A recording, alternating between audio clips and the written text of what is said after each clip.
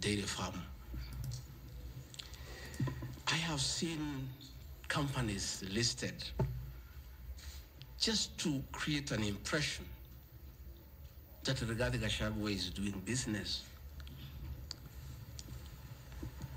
I want the people of Kenya to know that Rigathi Gachagua was a businessman before he became a politician. And he had a life, and that life is part of his history. So getting companies that were associated with him 15 years ago, 13 years ago, 10 years ago, and publishing them, it's just being mischievous. My life did not start as deputy president. I left university in 1989 and served the public for 15 years, up to the year 2002. I left for the private sector for another 15 years. In those 15 years, I was a very astute businessman. And luckily for me, maybe of you who are not that lucky, it was during the Kibaki era when things were working. The economy was strong, business environment was right, and there was room to make money. And I made money that time. Those are old companies, and they are not trading. And when I became deputy president, a few companies that owned properties, I transferred to my children, and I told them to continue doing business and not to do business with the government because I don't want conflict of interest.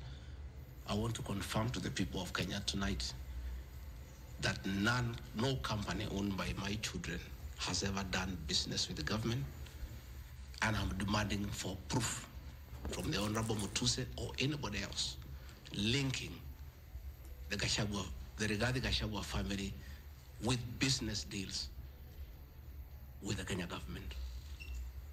I agreed with my children that they do business with the private sector,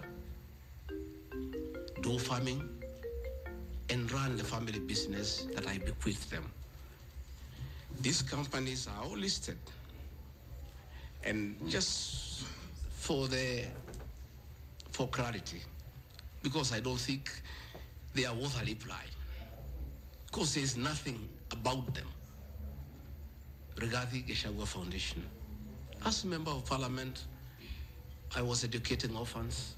I was educating children of single mothers. I was educating children of PWDs. And the education needed to continue. And I don't have the benefit of CDF money. So I started a foundation, the Rigathi Gachagua Foundation, to continue doing the work of charity. I have seen my foundation here. The Honorable Mutuse has not said what crime the Deputy President has done by having a foundation that is non-profit making. For the purposes of clarity, I'll give you the bank statement for this foundation. I've only received a total of 12 million shillings from well-wishers, which have educated children, have educated students at Pwani University, and other vulnerable people. Dorcas Rigathi Gachagua Foundation is just an attempt to bring my family into mud. Every Kenyan knows the work Dorcas Rigathi has done in this country for the boy child. She has opened clinics for addicted children, and she gets a lot of money in her foundation. Since a decision was made that the government will not fund the office or the spouse of the Deputy President, Kenyans of goodwill flock to her every day with cash donations, with material donations, for her to continue with a very good program she's doing of rehabilitating children in Kilifi, in Mombasa,